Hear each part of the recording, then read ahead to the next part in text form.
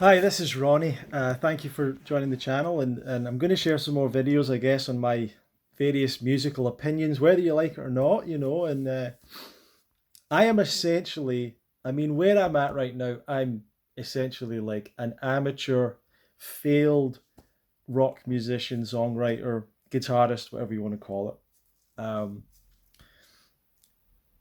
My dreams and goals of doing music, were in the past when I was younger, and it didn't quite happen, and whatever.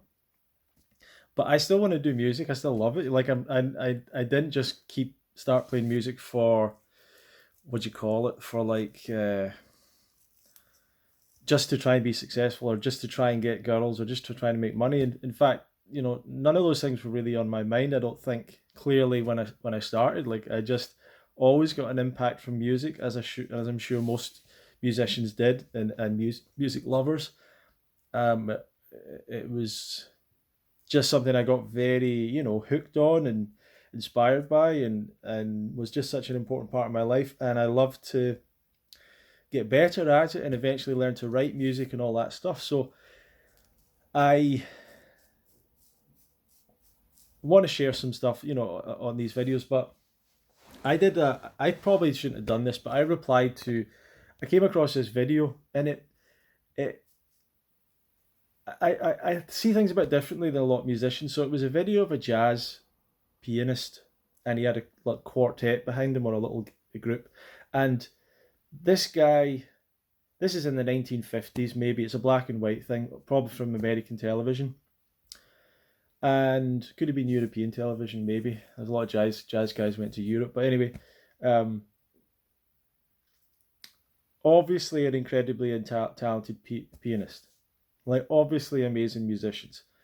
This guy's like create basically was saying that he would create like really long introductions to try and keep his band guessing as to what he was going to do next. And so he's just playing around in the piano. He's not even looking. He's kind of looking over at his band, making fun of them or whatever, just kind of laughing or whatever. And he's playing, and it's really sort of jazzy sounding stuff, and all sorts of crazy chords and all sorts of stuff.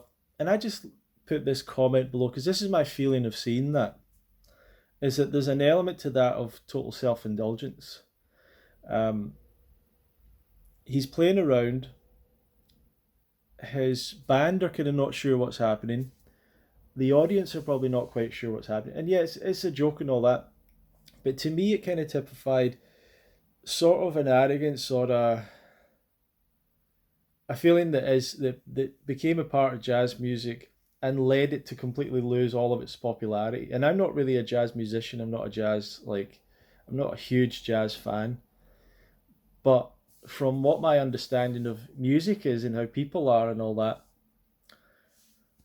what I sort of saw, as far as I could see, is that jazz was once the most popular music in America, potentially in the world, but in America for sure. Um, and it was mostly like big bands and stuff. And jazz is not what jazz is maybe now. Every kind of style of music is essentially based on a beat, like a particular rhythm. So there was like jazz was kind of like a swing rhythm and all that, and it had a particular way of being played and particular instruments and all that. But what jazz eventually evolved to was like a kind of obscure off the side form of music that occasionally broke through into the popular consciousness, occasionally kind of influenced things, and definitely had an influence on musicians. But it was this off to the side experimental sort of niche thing that doesn't really have great popularity in it anymore. And if you were to ask, like, what was the biggest selling jazz album of the last year, the last 10 years, basically, I doubt many people know. And who are the top five or top 10 most influential or biggest jazz artists? Most people probably wouldn't know. I mean, a lot of people wouldn't know in any style of music, I guess. But it's what my question is, like, why did it lose popularity so much? Um, and for me, it just can from looking at like the documentary I've watched on the history of jazz, the Ken Burns one, the big long one. it just seemed it went down into like more and more experimental territories of improvisation, where the instrumentalists were essentially just showing off their instrumental virtuosity and essentially showing off their ability to improvise around complex changes. That's a great thing to be able to do, very good, very nice, but it's not hitting the heart and soul and the mind and the consciousness of the vast majority of people.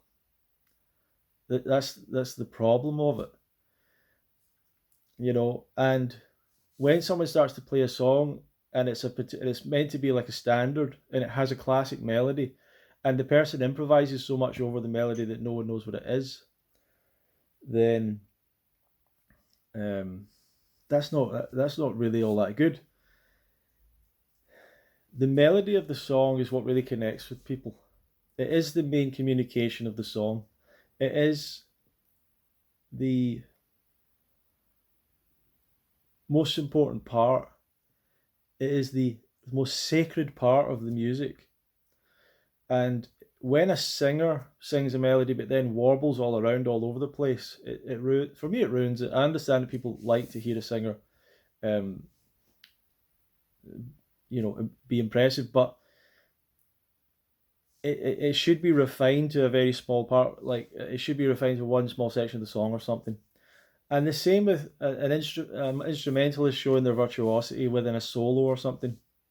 That should happen at one point. They get their shot, or at one moment, or um, something like that. That's kind of what I think. Like it has its place, but it shouldn't make up the entire thing, you know. And that's when people get bored, and that's when the audience gets bored. And then when it goes into weird, obscure areas where the harmony is all kind of weird, it's just more and more obscure and strange. It's more experimental, which really means that they can't write. That's what it means. Whenever you hear the phrase experimental music, innovative music, it usually means they're like, what, they're creating some new recording techniques or some nonsense like that. It's not even that great, you know. Um, the Beatles were innovative because they got more time to spend in the studio than others and all that kind of stuff. But they already created great music. They knew how to write music, so they were just being innovative as a part of it. Other people try and be innovative and they can't write, and that's what I feel like with a lot of jazz. It went down the route of improvisation and all that stuff, and it moved away from the idea of composition. And so none of them became truly great composers. And even if you look at supposedly like really famous classic jazz people, Wynton Marsalis or whatever, he's not got a tune that anyone knows. As far as I'm aware, like I don't think he's got a single tune that everyone could go, oh yeah, I recognise that, you know. Unless he has something in a film maybe or whatever. But these guys are supposedly composers. They can't even write a tune. They can't write a tune. And the reason they can't write a tune is because they don't want to put the work in to do that. They want to focus on impressing people with their virtuosity, with their incredible knowledge of complex ideas in music, their intellectual pursuit of music, and not get into the heart of music, which is the pure communication of a melody.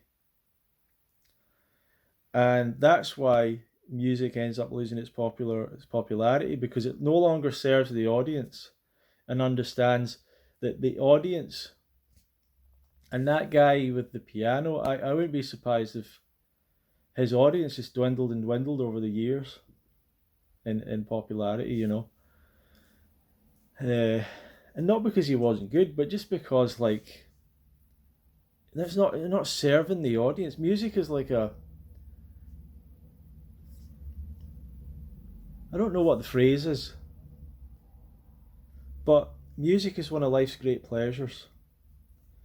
And when you're going up on a stage in front of people, you're taking their valuable time, and you should respect that. And when you're playing on stage with other people, you should help them get the best out of themselves rather than trying to kind of um, challenge them, make fun of them or something in the moment, or whatever. That's what I kind of feel. And you should give. And people say, well, and I was saying that it was self-indulgent. People go, oh, all music's self-indulgent. That's what maybe you start off as. You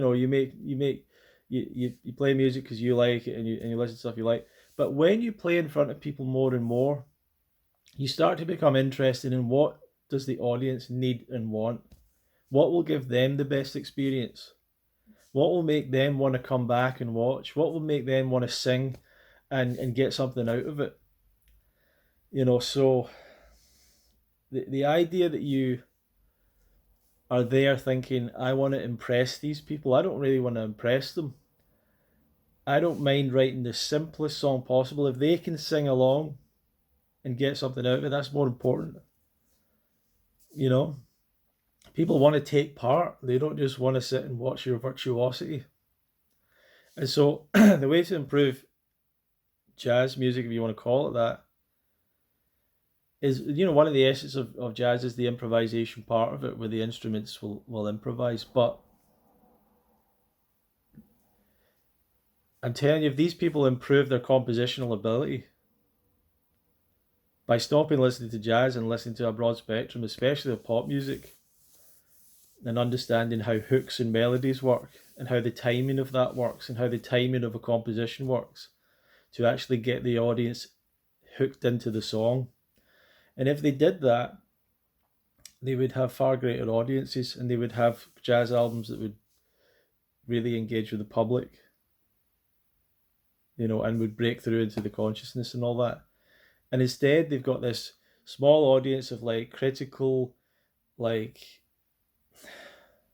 I don't know, people, intellectual people that appreciate it and sort of have learned to like it, and have over time learned to understand what they're doing, but it doesn't have this immediate appeal to a lot of people. And some will say, well, if music's immediate, then it's no good. It's not true. It's much harder to make music that has an immediate impact on people than it is to make something that sounds temporarily impressive but doesn't really have any foundation to it or heart and soul to it. So that's my little thought for the day. I'm posting on TikTok every day now, Ronnie Smith Music, and I will continue to post on this channel. I'll put some more music up here. Thank you for following and watching along. And you can find my album, Love is a Real Thing, on Spotify, Apple iTunes, probably like Amazon, Deezer, like all these music sites. And you can also find it if you're on Instagram or Spotify. You can add it to your stories and stuff. So that's pretty cool. So thank you for watching. I'll see you in another video.